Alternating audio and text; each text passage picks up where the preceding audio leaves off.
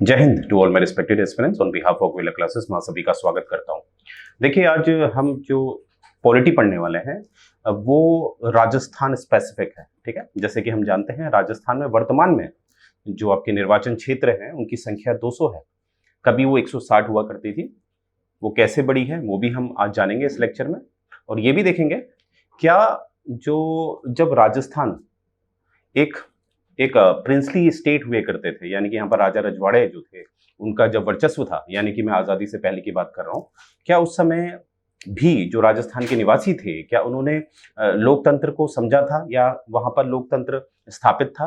तो आज के इस लेक्चर के पश्चात आपको ये सब उत्तर मिल जाएंगे। तो हम कुछ इसकी पृष्ठभूमि देखेंगे, बैकग्राउंड देखेंगे, इसका ऐतिहासिक पहलू देखेंगे, वो आज हम सब देखने वाले हैं। और ये स्पेशली राजस्थान के लोगों के लिए है, ठीक है। और जिन्होंने भी राजस्थान का जो लोक सेवा आयोग का पेपर है वो भरा हुआ है, ये वीडियो उनके बहुत काम आने वाला है। तो आइए शुरू करते हैं। तो जैसा कि आप स्लाइड में देख पा रहे होंगे, लिखा गया है राजस्थान विधानसभा की उत्पत्ति एवं विकास। उत्पत्ति देखेंगे और विकास भी देखेंगे। तो यहाँ पर हमें दिखता है कि राजस्थान की जो विधानसभा है, वो जो वर्तमान में आपको विधानसभा दिखती है राजस्थान की, जो 15वीं विधानसभा है, तो उसकी जो शुरुआत है वो आपकी शुरुआत हो गई है मार्च 1952 से।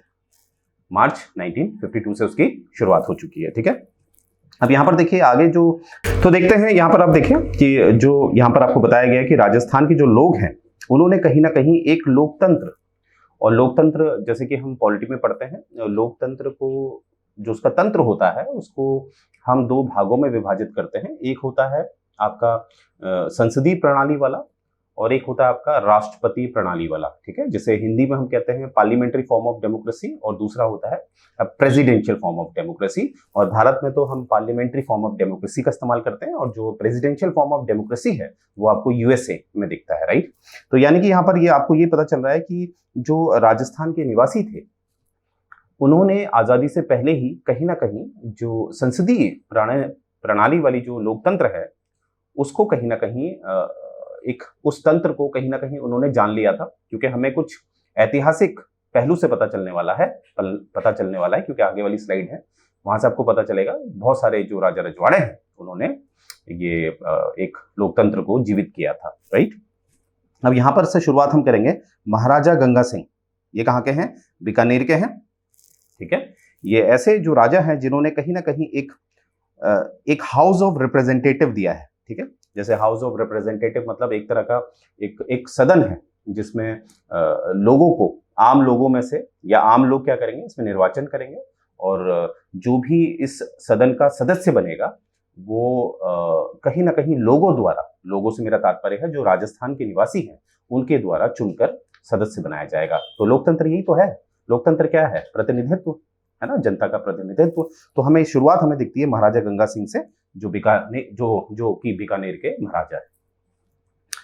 तो यहां पर हमें दिखेगा ये जो वर्ष है वो है आपका 1913। तो आजादी हुई है 1947, संविधान लागू हुआ है 1950। तो आप समझिए कि 1913 से ये शुरुआत हो चुकी है। यानी कि महाराजा गंगा सिंह जो बीकानेर के हैं उन्होंने कहीं ना कहीं हमारा एक जो सदन है, लोगों का जो सदन है उसको स्थापित कर दिया है, राइट। आगे देखते हैं। अब वहीं पर हम जोधपुर के राजा की बात करें, यानी कि जोधपुर के जो महाराजा हैं, महाराजा उमेद सिंह, उन्होंने कहीं ना कहीं जो एक लोगों का राजनीति में जो भाग लेने का अधिकार होता है उसको कहीं ना कहीं स्वीकारा। क्योंकि मैं फिर कहता हूं, लोकतंत्र क्या है? आम लोगों का जो राजनीतिक अधिकार होता है वो दिया जाता है आम लोगों को, ठीक है। चाहे राजनीतिक अधिकार से मेरा तात्पर्य है कि लोग आजाद हैं अपना प्रतिनिधित्व चुनने के लिए, यानी कि जो चुनाव होते हैं उसमें वो भाग लेने के लिए उनके अधिकार होते हैं, और वो कहीं ना कहीं एक चुनाव में एक प्रत्याशी की भूमिका में भी भाग ले सकते हैं, राइट। तो ये बात हमें दिखती है कि महाराजा उमेद सिंह ने भी ये शुरुआत कर दी थी कहीं ना कहीं अपने 1940 का दशक था उसमें, यानी कि आज़ादी हुई है 1947 में। तो इसीलिए मैंने कहा कि आज़ादी से पहले भी हमें राजस्थान की जो अलग अलग प्रांत हैं, राजा जो हैं राजस्थान के, उन्होंने अपने अपने स्तर पे कहीं ना कहीं लोकतंत्र को जीवित किया। और यहाँ पर आप देखेंगे जो महाराजा उमेद सिंह हैं इन्होंने कहीं ना कहीं स्वीकृति दी है किसके लिए, कि एक central and district advisory board बनाया जाए, यानी कि कहीं ना कहीं केंद्रीय और जिला सहकारी जो बोर्ड है उसको स्थापित किया जाए। केंद्रीय और जिला स्तरीय सहकारी बोर्ड, ठीक है। और ये एडवाइजरी बोर्ड का मतलब होता है ये कहीं ना कहीं जो राजा है उसको सुझाव देंगे किस तरह से आपने जो शासन है या प्रशासन है उसको चलाना है। तो ये भी कहीं ना कहीं हमें दिखता है, ये भी एक लोकतंत्र का हमें उदाहरण दिखता है। आगे हम देखते हैं जयपुर राज्य की बात करते हैं। तो यहां पर एक विधान समिति स्थापित की गई है जहां पर दोनों सदस्य हमें दिखते हैं, एक ऑफिशियल और एक नॉन ऑफिशियल जो एक सदस्य हैं वो हमें दिखते हैं। अब ये प्रश्न है कि सर ऑफिशियल क्या होता था या नॉन ऑफिशियल्स क्या होते थे। देखिए, जो भारतीयों को जब नियुक्त किया गया परिषदों में तो उनको कहा गया नॉन ऑफिशियल्स, और जो ऑफिशियल्स होते थे वो ज्यादातर अंग्रेज होते थे। ज्यादातर क्या, पूरी तरह से ही अंग्रेज होते थे, क्योंकि इनकी जो नियुक्ति होती थी वो जो कोर्ट ऑफ डायरेक्टर ब्रिटेन में बैठा था वो नियुक्ति करता था, ऑफिशियली नियुक्ति होती थी। परंतु जो भारत में ही जिनको नियुक्त किया जाता था परिषद में, उनको ब्रिटेन से तो नियुक्त नहीं किया जाता था, अर्थात कोर्ट ऑफ डायरेक्टर्स तो उन्हें नियुक्त नहीं करते थे क्योंकि वो तो लंदन में बैठे हैं। इसीलिए जो भारतीयों की नियुक्ति होती थी उसके अलग अलग प्रकार थे। उनमें से एक ऐसा है जिसमें अगर वो राजा रजवाड़े वाला प्रांत है तो वहां पर राजा और कुछ जो ब्रिटिश जो शासक होते थे उनके द्वारा नियुक्त हो जाते थे, या कुछ को नियुक्त ब्रिटिशर्स ही करते थे जो भारत में है ब्रिटिशर्स, ठीक है। तो इसीलिए इनको अनऑफिशियल कहते थे। क्यों? क्योंकि इनकी नियुक्ति कोर्ट ऑफ डायरेक्टर्स द्वारा नहीं होती थी, राइट। तो इसीलिए मुझे उम्मीद है आप समझ पाए होंगे। तो हम क्या समझे, ऑफिशियल का मतलब होता था जो आपके नॉन इंडियंस हैं यानी कि जो फॉरेनर्स हैं, और जो नॉन ऑफिशियल मतलब ये लोग भारतीय हैं। तो यहाँ पर हम देखेंगे एक विधान समिति गठित की गई है जयपुर राज्य में, जिसमें दोनों तरह के सदस्य आपको देख रहे हैं, ऑफिशियल और नॉन ऑफिशियल। और ये कब स्थापित की गई है? 1923 में जयपुर में, ठीक है। आगे हम देखते हैं बाद में क्या है, हमें महाराजा मानसिंह जी का एक नाम आता है। वो क्या होता है कि वो कहीं ना कहीं स्थापित करते हैं सेंट्रल एडवाइजरी बोर्ड 1939 में। और देखिए ये वर्ष वाला है जिसमें आपको पता ही है जो द्वितीय विश्व युद्ध है वो शुरू होता है 1939 से लेके 1945 तक आपका सेकेंड वर्ल्ड वॉर भी चलता है, ठीक है। चलिए वो अलग मुद्दा है। यहाँ पर देखेंगे कि जो महाराजा मानसिंह है वो क्या स्थापित करते हैं, सेंट्रल एडवाइजरी बोर्ड स्थापित करते हैं। और इसमें कहीं ना कहीं ये जो बोर्ड स्थापित करने का जो महाराजा मानसिंह का जो एक दृष्टि थी उनकी, वो ये थी कि जो लोग हैं, जो उनकी जनता है, ठीक है, उनके जो विचार हैं, ये जो राजनीतिक विचार हैं, उनके शासन प्रशासन से संबंधित विचार हैं, उनको कहीं ना कहीं जो है उसको कहीं ना कहीं सुना जाए इस एडवाइजरी बोर्ड के माध्यम से। क्योंकि इस एडवाइजरी बोर्ड में जो सदस्य होंगे उनको कहीं ना कहीं कौन चुनने वाला है, जो आपके जो वहां की जनता है वही चुनेगी। तो जनता के विचार प्रकट किए जाएंगे किसके द्वारा, सेंट्रल एडवाइजरी बोर्ड के द्वारा, जो कब गठित की गई है 1939 में, किसके द्वारा, महाराजा मानसिंह, राइट। तो आगे देखते हैं इसकी जरा सेंट्रल एडवाइजरी बोर्ड जो गठित किया गया है इसका कुछ प्रारूप देखते हैं। इसमें क्या है कि 13 जो सदस्य होंगे वो मनोनीत होंगे, ठीक है। मनोनीत सदस्य मतलब यहाँ पर जो राजा है वो उनको चुनेगा, इसमें कोई चुनाव नहीं होते हैं। जहां पर चुनाव होते हैं उसको हम निर्वाचित कहते हैं, ठीक है। तो मनोनीत है जिसे इंग्लिश में हम नॉमिनेटेड कहते हैं। तो कितने सदस्य हैं? 13। और जो 35 सदस्य हैं जो नॉन ऑफिशियल्स मेंबर्स होंगे, अब ध्यान देने वाली बात है, नॉन ऑफिशियल्स मतलब जो भारतीय हैं। अब पहले जो 13 नॉमिनेटेड मेंबर्स हैं यहाँ पर ऑफिशियल और नॉन ऑफिशियल दोनों आ जाएंगे, अर्थात यहाँ पर भारतीय और जो अंग्रेज हैं वो दोनों आ जाएंगे। और ज्यादातर हमें यहाँ पर अंग्रेज ही दिखते थे, ठीक है। तो मनोनीत अंग्रेज को किया जाता था और जो नॉन ऑफिशियल थे इनको निर्वाचित किया जाता था। अब यहाँ पर एक प्रश्न है, सर निर्वाचित का क्या प्रक्रिया होती थी? क्या जो आज का जो हमें दिखता है, जिसमें हमें ये दिखता है कि 18 या 18 वर्ष से ज्यादा का कोई व्यक्ति है उम्र का, तो क्या वो उस समय भी ऐसा था? नहीं, उस समय ऐसा नहीं था। हर कोई व्यक्ति वोट नहीं दे सकता था। वोट देने के लिए भी कुछ शर्तें होती थी, जैसे या तो वो इतना पढ़ा लिखा होना चाहिए या उसका समाज में थोड़ा वर्चस्व होना चाहिए, इस तरह की कुछ शर्तें थी। परंतु ये ज्यादा महत्व रखता है कि कहीं ना कहीं निर्वाचन होने लगा, कहीं ना कहीं चुनाव होने लगे, ठीक है। तो यहां से हम कह सकते हैं कहीं ना कहीं लोकतंत्र की शुरुआत हुई। तो याद रखेंगे 13 है मनोनीत और 35 हैं तुम्हारे नॉन ऑफिशियल्स यानी कि जो इंडियंस हैं, और ये ज्यादातर निर्वाचित होते थे, ठीक है।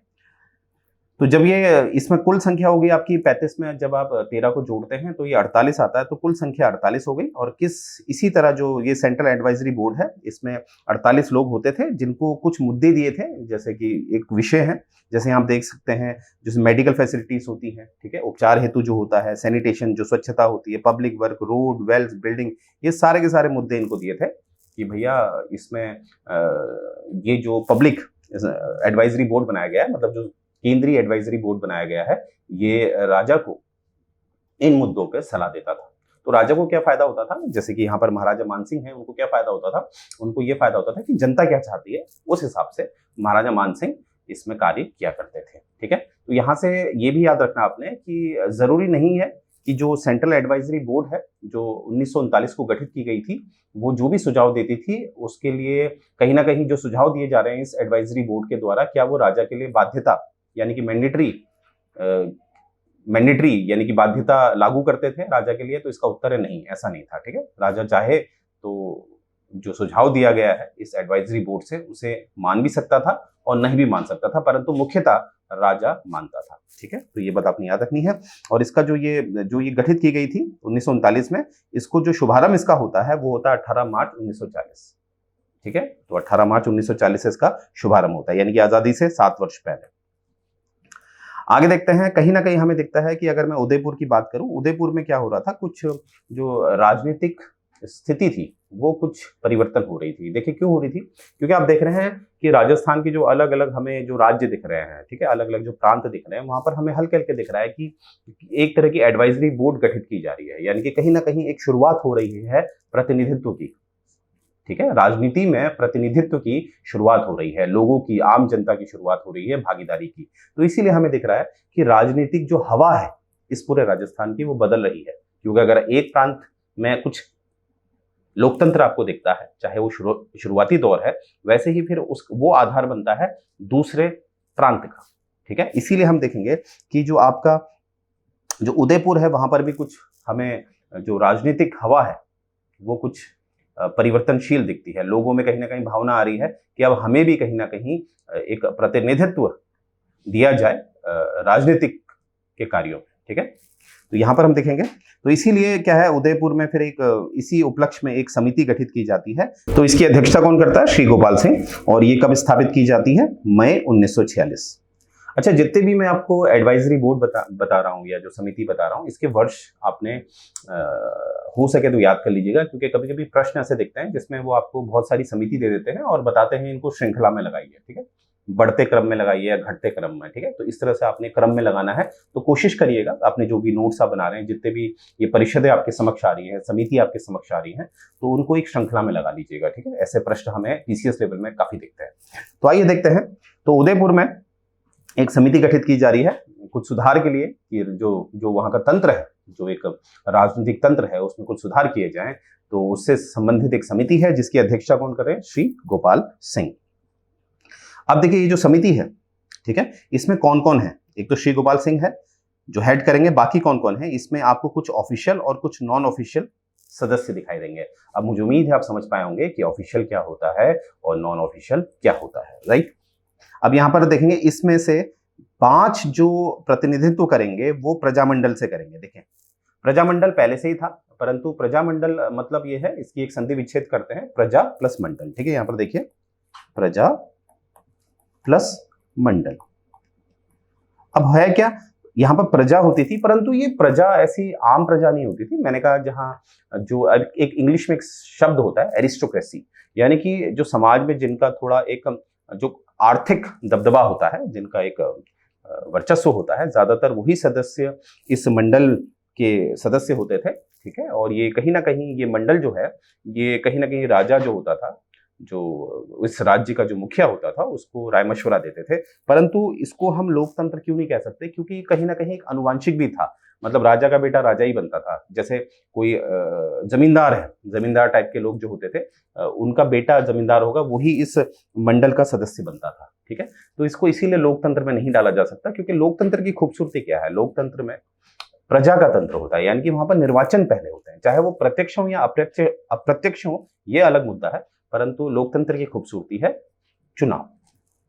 तो मुझे उम्मीद है आप समझ पाए होंगे कि प्रजामंडल को हम क्यों एक लोकतंत्र में नहीं डाल सकते। ठीक है, इसीलिए जो श्री गोपाल सिंह है, ये जो समिति बनाई जा रही है सुधार के लिए, इसमें कुछ जो लोग हैं, जो 5 सदस्य होंगे, वो प्रजामंडल के भी होंगे। तो ये एग्जाम वाइज आपने याद रखना है, क्योंकि इनका वर्चस्व था, इनको बाईपास नहीं किया जा सकता था। ठीक है, ये बात आपने याद रखनी है।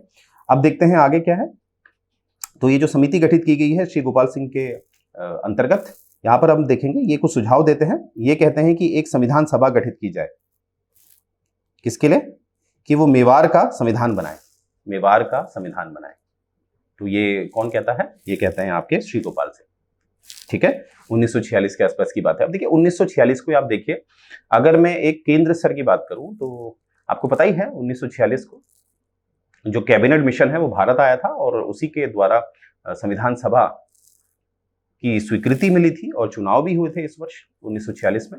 और आप जानते ही हैं संविधान सभा की अगर मैं बात करूं, जो हमारा जिसने भारत का संविधान बनाया, उसकी जो प्रथम बैठक हुई थी वो 9 दिसंबर 1946 को हुई थी। तो मुझे एक व्यक्तिगत तौर पे लगता है कि इसीलिए उस समय ये मुद्दा फैला होगा। तो यहाँ पर जो गोपाल सिंह जी हैं और उनकी जो समिति है, उन्होंने क्या किया होगा, इसी को मुद्दा उठाया होगा। उन्होंने कहा होगा भारत का संविधान बनाया तो जा रहा है, भारत का संविधान कहीं ना कहीं सफल नहीं हो पाएगा लगता है।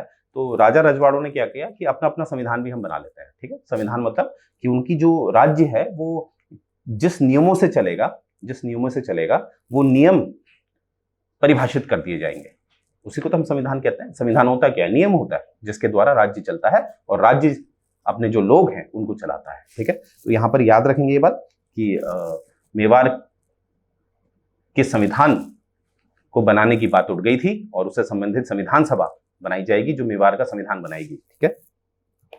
आगे देखते हैं। अब जो महाराणा जी हैं वो इस बात को नहीं स्वीकारेंगे क्योंकि वो गलत हो जाता है, क्योंकि अगर वो इस बात को स्वीकारते तो कहीं ना कहीं जो भारत का संविधान बन रहा है उसका क्या महत्व रहता। सोचिए इस बात को, भारत का अपना संविधान बन रहा है, पूरे भारत का। अब प्रांत भी अपना अपना संविधान बनाएंगे तो क्या फायदा? अगर वो बना भी देते, वो सफल भी हो जाता, तब भी जब भारत का संविधान लागू हो जाता है 26 जनवरी 1950 को, तो ये संविधान अपने आप क्या हो जाते?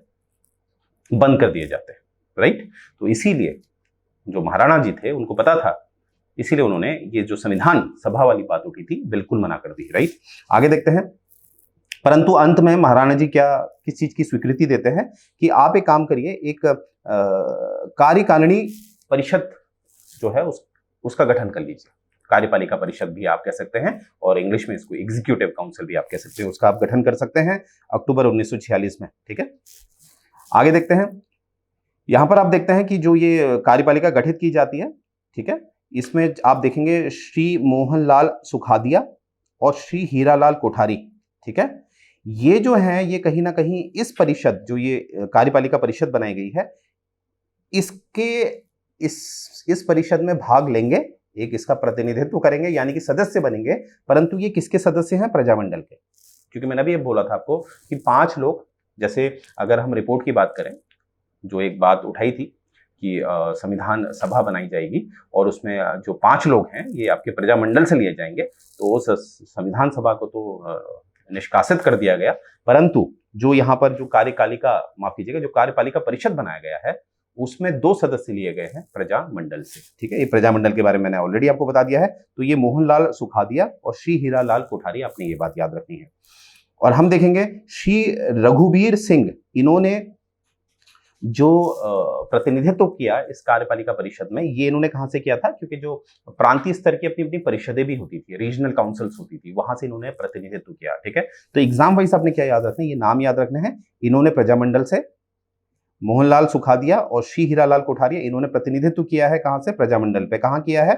जो एग्जीक्यूटिव काउंसिल यानी कि जो कार्यपालिका परिषद बनी है अक्टूबर 1946 की, वहां पर भाग लिया है। और श्री रघुवीर सिंह ने किसका प्रतिनिधित्व किया है? जो आपकी प्रांतीय स्तर की या क्षेत्रीय स्तर की जो परिषदें होती हैं उसका प्रतिनिधित्व इन्होंने किसमें किया है? ये कार्यपालिका परिषद। तो ये कार्यपालिका परिषद है, ठीक है। इसको कार्यपालिका परिषद मान लेते हैं। तो यहां से आप देखेंगे मोहनलाल और हीरालाल ने प्रतिनिधित्व किया है इसका। ये कहां से आए हैं? प्रजामंडल से।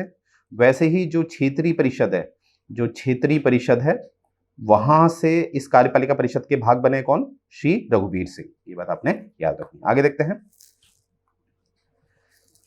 अब यहीं पर हम देखते हैं, अब महाराजा ईश्वर सिंह हैं, ये बूंदी के हैं, बूंदी के राजा हैं। ये एक बनाते हैं धारा सभा कब बनाते हैं? 18 अक्टूबर 1943।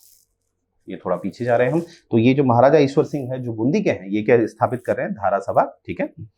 इसमें 23 सदस्य होंगे, ठीक है। कितने सदस्य होंगे? 23 सदस्य होंगे। उनमें से जो 12 सदस्य होंगे उनको निर्वाचित किया जाएगा और जो 11 सदस्य होंगे वो मनोनीत होंगे। 12 निर्वाचित और आपके 11 मनोनीत, ठीक है। इस धारा सभा के। तो धारा सभा में अगर आपसे प्रश्न पूछा जाता है कि धारा सभा किसने गठित की है, तो महाराजा ईश्वर सिंह ने करी है। और ये किस तरह का था, ये जो सभा थी कैसी थी, ये निर्वाचित थी या मनोनीत थी? तो इसका जो उत्तर है मिश्रित थी, मिश्रित। अब देखिए, अब हम देखेंगे ये धारा सभा में हमने देखा ये एक मिश्रित सभा है। मिश्रित से मेरा तात्पर्य है यहाँ पर निर्वाचित भी है और मनोनीत भी है। अब निर्वाचित में वही प्रश्न आता है कि सर इसमें कैसा है, मतलब जैसे आज के हिसाब से 18 या 18 वर्ष के ज्यादा क्या है, कोई भी व्यक्ति हो, क्या वो इसमें एक वोट दे सकता था? नहीं, इसका आंसर ये नहीं है। इसमें जो एक इलेक्टोरल कॉलेज है, इलेक्टोरल कॉलेज मतलब जो इसमें वोटिंग करेगा, वो परिभाषित था। वो क्या था? जो सदस्य थे तहसील एडवाइजरी बोर्ड के और टाउन काउंसिल के, ठीक है, ये लोग वोट करेंगे इस सभा में, जो निर्वाचित सदस्य आएंगे। ठीक है, तो ये बात आपने याद रखनी है। ये जो आपका धारा सभा बना है, इसमें जो निर्वाचित सदस्य हैं, इनका निर्वाचन सभी लोगों ने नहीं किया था, मात्र एक जो आपके तहसील एडवाइजरी बोर्ड के सदस्य थे और जो टाउन काउंसिल के जो सदस्य थे, उन्हीं ने इसमें वोट किया था। ठीक है, ये बात आपने याद रखनी है। अब ये देखते हैं धारा सभा की शक्ति क्या है। धारा सभा के पास शक्ति थी कि वो जो सरकार है उससे प्रश्न पूछ सकती थी और कोई भी प्रस्ताव ला सकती थी अगर वो एक जनहित की बात है। ठीक है, जैसे अगर कोई विशेष मुद्दा आ जाता है जिसको कहीं ना कहीं सरकार के समक्ष रखना है, बहुत महत्वपूर्ण है, तो वो मुद्दा ये जो सभा बनाई गई है वो रख सकती थी। ठीक है, अब सरकार से यहाँ क्या तात्पर्य है? सरकार से यहाँ तात्पर्य है जो यहाँ का राजा है। ठीक है, राजा की अपनी एक परिषद भी होती थी, तो उसको सरकार माना जा रहा है। ठीक है, अब देखिए यहाँ पर जो ये कमेटी है, यानी कि धारा सभा जो एक कमेटी है एक तरह से, यानी कि सभा कह सकते हैं, इसके पास कोई ऐसा संवैधानिक दर्जा नहीं था। ठीक है, और कोई भी इसके पास आर्थिक शक्ति नहीं थी, इसको कोई आर्थिक शक्ति नहीं दे रखी थी। आर्थिक शक्ति से यहाँ क्या तात्पर्य है कि इसके पास ये शक्ति नहीं थी कि ये कोई कर यानी कि टैक्स वसूल सके। ये बात आपने याद रखनी है। और इसका जो एक वर्चस्व था ये धारा सभा का, ये केवल एक जैसे एक हम सलाहकार समिति बनाते हैं ना, ऐसी समिति जिसका काम है केवल सलाह देना, उस तरह का ही इसका कुछ हमें एक वर्चस्व दिखता है। किसका? ये धारा सभा को। तो अंत में हम क्या कह सकते हैं, धारा सभा एक तरह की एक एडवाइजरी कमेटी थी, खाली एडवाइजरी मतलब सुझाव देने वाली समिति, बहुत ज्यादा इसके पास शक्ति नहीं थी। राइट, आगे देखते हैं। अब हम देखते हैं महाराजा और बंसवारा। तो महाराजा और बंसवारा जो हैं वो स्थापित करते हैं राज्य परिषद। ठीक है, कब स्थापित करते हैं? 3 फरवरी 1939। ठीक है, अब ये जो परिषद है इसमें जो सदस्य होंगे वो 32 होंगे। ठीक है, और ये इनको मनोनीत किया जाएगा। ये जितने भी सदस्य हैं ये सबके सब मनोनीत सदस्य होंगे, निर्वाचित नहीं होंगे। पहले ये बात याद रखनी है आपने, राज्य परिषद के। और इसमें से कहीं ना कहीं जो 7 होंगे, ठीक है, 7 तो इसमें एम्प्लॉइज होंगे और जो 8 होंगे वो जागीरदार होंगे। मतलब इसको ये समझिएगा आपने, एक बार ये आप इसको हम अवॉइड भी कर सकते हैं। आपने बस ये याद रखना है, जो राज्य परिषद है जो गठित की गई थी महाराजा और बंसवारा द्वारा, क्या ये निर्वाचित परिषद थी, क्या ये मनोनीत परिषद थी? क्योंकि देखिए आजकल अगर मैं आपको आज के हिसाब से बताऊं तो 2 तरह की संस्थान हमें दिखते हैं मुख्यतः। एक होता है आयोग, जिसे इंग्लिश में हम कमीशन कहते हैं, और एक होता है काउंसिल, जिसे हम हिंदी में परिषद कहते हैं।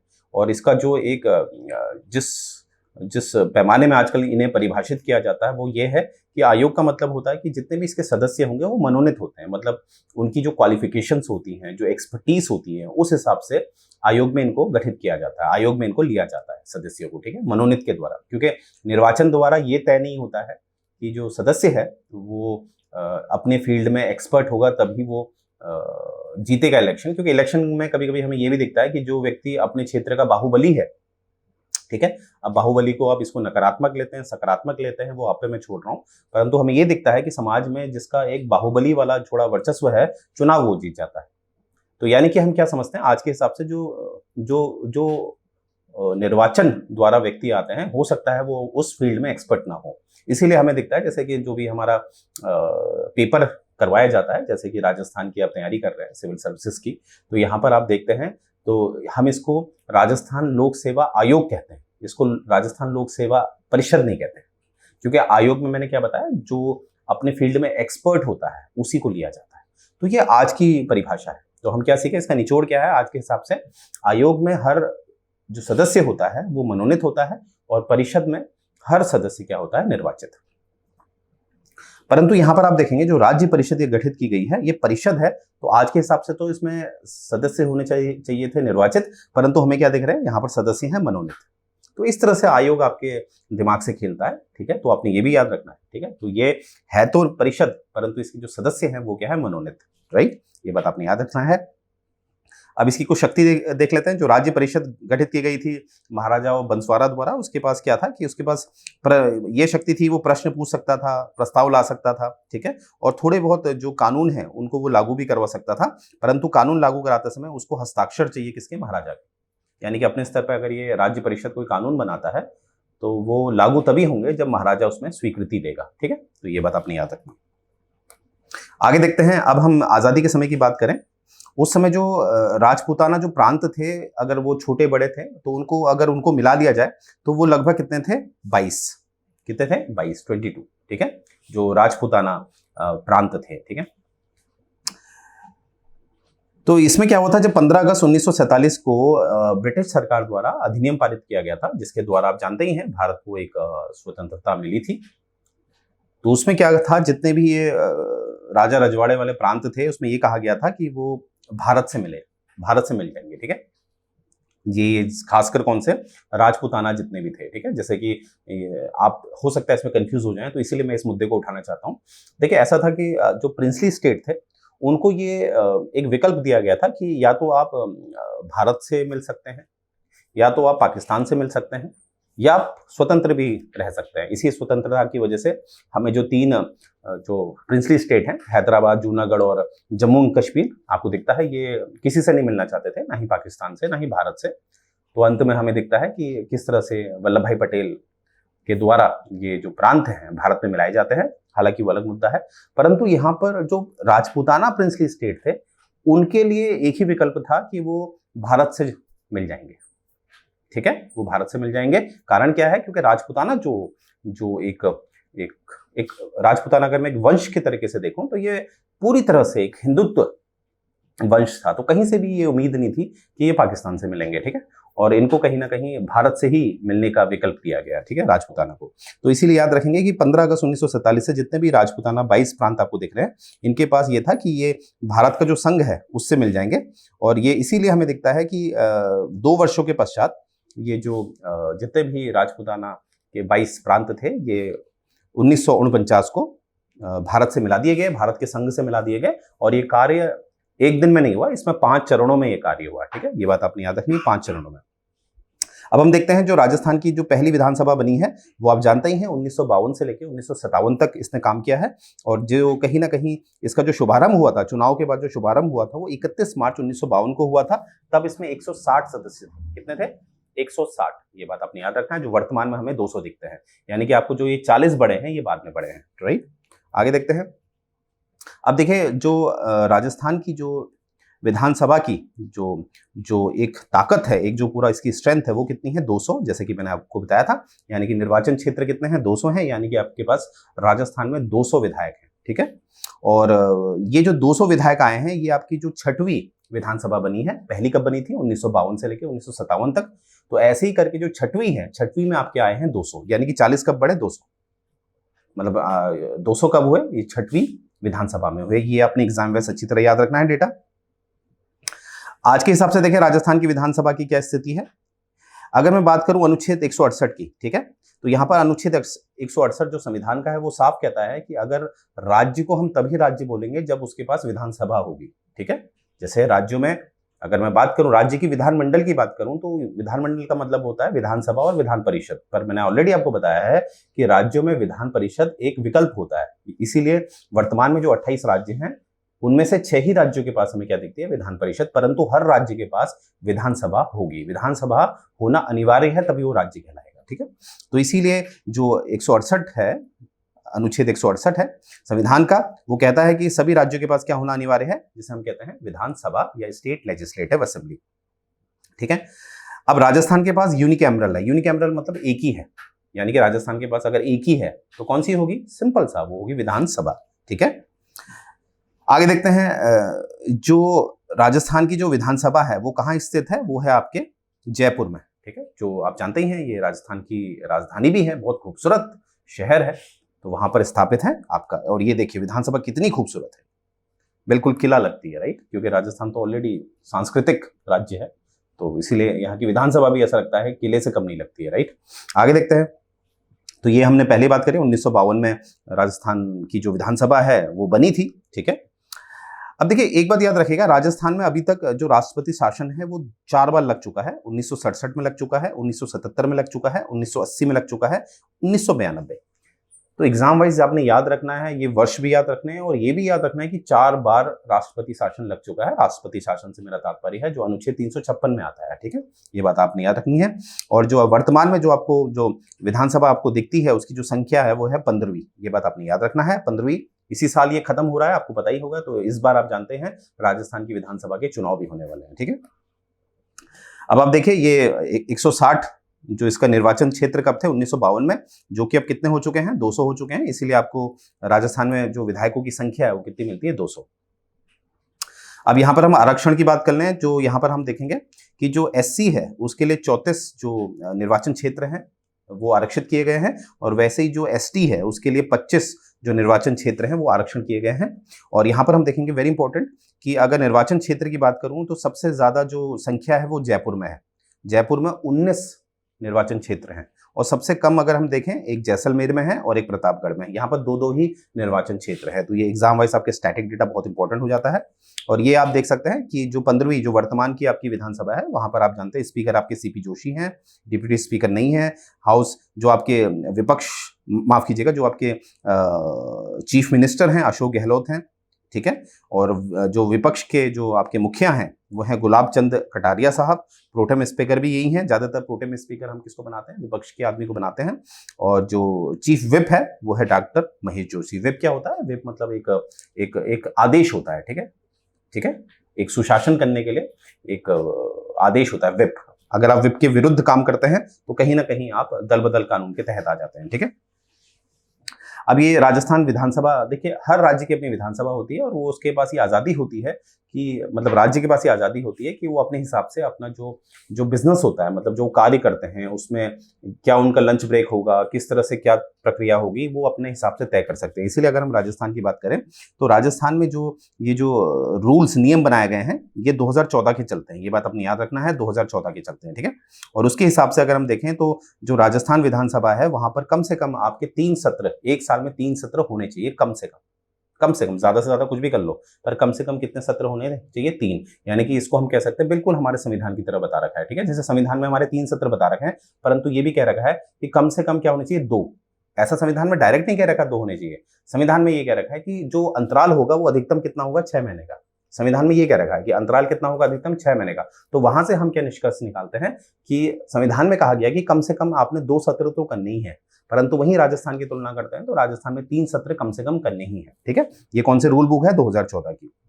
और यहाँ पर यह भी कहा है कि जो भी कार्य होगा कैसे होगा, जो भी बिजनेस किया जाएगा कैसे किया जाएगा, उससे संबंधित जो हमारी समिति होती है एडवाइजरी, बिजनेस एडवाइजरी जो कमेटी होती है वो तय करती है किस तरह से बिजनेस होगा। ये जिम्मेदारी किसकी है, बिजनेस एडवाइजरी कमेटी की। जो भी रूल बुक में लिखा है वो कौन तय करता है, बिजनेस एडवाइजरी कमेटी। ये हमें बिल्कुल केंद्र का जैसा ही मिलता है, केंद्र में भी यही हिसाब होता है, ठीक है। ये बात अपने याद रखनी है। आगे देखते हैं। राजस्थान के पास आप जानते ही हैं जो विधान परिषद है वो नहीं है। राजस्थान के पास केवल क्या है, विधानसभा। अब प्रश्न है क्या राजस्थान जो इतना बड़ा 200 विधायकी क्षेत्र है, यानी कि निर्वाचन क्षेत्र है जिसके पास 200, इतना बड़ा राज्य। और आप जानते ही हैं अगर मैं पूरे भारत के जो क्षेत्रफल की बात करूं, जैसे भारत आप जानते हैं 32,87,263 स्क्वायर किलोमीटर में फैला हुआ जो इतना बड़ा देश है, उसका सबसे बड़ा क्षेत्रफल के हिसाब से जो राज्य है वो राजस्थान ही तो है। तो राजस्थान ने क्या कभी कोशिश नहीं करी कि जो एक दूसरा सदन होता है जिसे हम विधान परिषद होता है वो नहीं होना चाहिए, क्योंकि हम जानते हैं अगर मैं अनुच्छेद 169 पढ़ूं, आर्टिकल 169 पढ़ूं, तो वहां पर साफ लिखा हुआ है कि अगर विधान परिषद की मांग जो शुरुआती दौर पे उसी राज्य से उठनी चाहिए जिस राज्य को इसकी जरूरत है, तो क्या राजस्थान ने ये मांग उठाई है कभी? तो इसका उत्तर है हाँ जी, उठाई है। यहां पर आप देखिए 18 अप्रैल 2012 को राजस्थान की जो विधानसभा है यहां पर यह प्रस्ताव लाया गया था, जिसमें यह प्रस्ताव था कि विधान परिषद बनाई जाए, जिसे राजस्थान की विधानसभा ने पारित कर लिया था। 66 मेंबर ने स्वीकृति दे दी थी। यानी कि हम ये समझे कि राजस्थान की जो विधानसभा है उसके द्वारा जो प्रस्ताव लाया गया था कि राजस्थान में भी विधान परिषद होनी चाहिए, वो पारित हो चुका था। परंतु यहाँ पर हम देखेंगे जो केंद्र सरकार है उसने इसको कहीं ना कहीं इस जो यूनियन कैबिनेट होती है ना, यानी कि जो कैबिनेट मंत्री होते हैं केंद्र के, उन्होंने भी इसकी स्वीकृति कर दी थी, ये प्रस्ताव की। परंतु जब ये विधेयक, जो संबंधित विधेयक था, वो सदन में लाया गया, यानी कि संसद में लाया गया, तब ये पारित नहीं हो पाया, क्योंकि आपको पारित कराना पड़ेगा साधारण बहुमत से, कहाँ, संसद में, ठीक है। परंतु आपके एग्जाम वाइज ये बात आपने रखनी, ये डेट आपने याद रखनी है, ठीक है, यानी कि ये शुरुआत की गई है। तो देखिए इस तरह से आप देख लोगे कि राजस्थान का जो पीसीएस है, आपसे इस तरह के प्रश्न यहीं से आएंगे, ठीक है। और अंत में आप देखिए, ये आपको मैं दिखा दिया है, ये पहली विधानसभा है, ठीक है, इस तरह से, ये दूसरी है, और ये आखिरी के जो ये 15वीं चल रही है, जिसका आप देख रहे हैं, ठीक है। 107 सीटें किसकी है, इंडियन नेशनल कांग्रेस की, इस तरह से, ठीक है। इससे पहली वाली में बीजेपी की थी 163 सीटें। तो यहां से आप थोड़ा डेटा ले सकते हैं, राइट। और यहां पर आप देख सकते हैं अशोक गहलोत जी यहां पर हैं, विपक्ष में कौन बैठे हैं, गुलाब चंद कटारिया जी, इस तरह से, ठीक है। तो ये बात आपने याद रखनी है। अब आइए एक महत्वपूर्ण बात कर लेते हैं। जिस तरह से आप देख रहे हैं हमारी टीम कैसे रिसर्च कर रही है, कितना डेप्थ आपको पढ़ाया जा रहा है, तो जितने भी एस्पिरेंट हैं जो तैयारी कर रहे हैं उनके लिए क्या कोर्स पड़ेगा, क्या है, उसके बारे में एक डिस्कशन कर लेते हैं, राइट। तो देखिए ये जो कोर्स आपको पड़ेगा, जो एक राजस्थान का हम प्रीलिम्स के लिए क्रैश कोर्स लाए हैं, ठीक है, याद रखिएगा, इसमें प्रीलिम्स की बात है, मेंस की बात नहीं है, जो मात्र आपको पड़ेगा 2999 का। और इसमें आपका जो प्रीलिम्स का पूरा सिलेबस है, जीएस का पार्ट जो भी है, सब कुछ कवर किया जाएगा, मात्र कितने में, 2999। ये बात आपने याद रखनी है। आगे मैं प्रीलिम्स की टेस्ट सीरीज की बात करूं, ये भी अवेलेबल है, जो मात्र आपको पड़ेगी 1999। तो आप देख पा रहे होंगे कितने जेन्युइन प्राइसेस रखे गए हैं, राइट। और ये जो टेस्ट सीरीज है ये आपने जरूर लेनी चाहिए, क्योंकि आपको पता है कि ये इंपॉर्टेंट नहीं होता है कि पेपर ही निकालना है, इंपॉर्टेंट ये होता है कि आपको मेरिट में आना है, ठीक है। तो ये टेस्ट सीरीज से आपको पता चल जाता है कि आपकी कहां पर कमी है, कहां पर आपको सुधारना है, राइट। क्योंकि आपका एक हम लोग क्या करते हैं, इसको एनालाइज करते हैं और टॉपर्स जो होते हैं उनके साथ आपका कंपैरिजन कराकर आपको देते हैं, राइट। तो आपको पता चल जाता है कि आप कंपटीशन में कहां स्टैंड करते हैं। और नेक्स्ट है आपका, इसमें आपको बंडल कोर्स दिया जा रहा है, बंडल में आपको सब कुछ दिया जा रहा है, जैसे आरएस का प्रीलिम्स का क्रैश कोर्स भी दिया जा रहा है, टेस्ट सीरीज भी दी जा रही है, और जो स्टडी मटेरियल है, जैसे कि आपने देखा होगा भी, जैसे हम आपको पढ़ा रहे हैं, ठीक है। तो इसमें पूरा स्टडी मटेरियल आपको दिया जाता है कि अननेसेसरी जो एक होता है ना, कुछ नोट्स बनाते हैं, वो जमाना गया, क्योंकि आपने हार्ड वर्क के साथ साथ, अब हार्ड वर्क का उतना जमाना नहीं है, स्मार्ट वर्क का ज्यादा जमाना है, ठीक है। तो स्मार्ट वर्क करना होता है, राइट।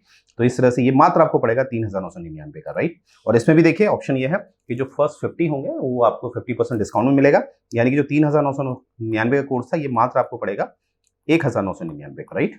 तो इसको करिएगा, ऑलरेडी ये फुल होने वाला है, तो जल्द करिए, राइट।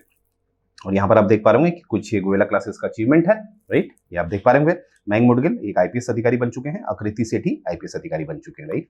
तो ये कुछ अन्य है हमारे अचीवमेंट। और यहाँ पर आप देख रहे होंगे ये टेलीग्राम का हमारा एक चैनल है, संबंधित चैनल है, वहां पर आप देख पा रहे होंगे किस तरह से आपको पूरा डिटेल दिया जाता है, जिससे कि आपकी तैयारी बेहतर हो। और यहाँ पर आप प्ले स्टोर देख रहे होंगे, प्ले स्टोर में भी हमारी एप्लीकेशन अवेलेबल है, जिसे आप डाउनलोड कर सकते हैं और अपनी तैयारी को बेहतर बना सकते हैं, राइट। तो मुझे उम्मीद है यहाँ से आपको ये लेक्चर पसंद आया होगा, तो आप हमें बहुत जल्द ज्वाइन करेंगे। यहीं से मैं अपना लेक्चर एंड करने जा रहा हूँ। जय हिंद।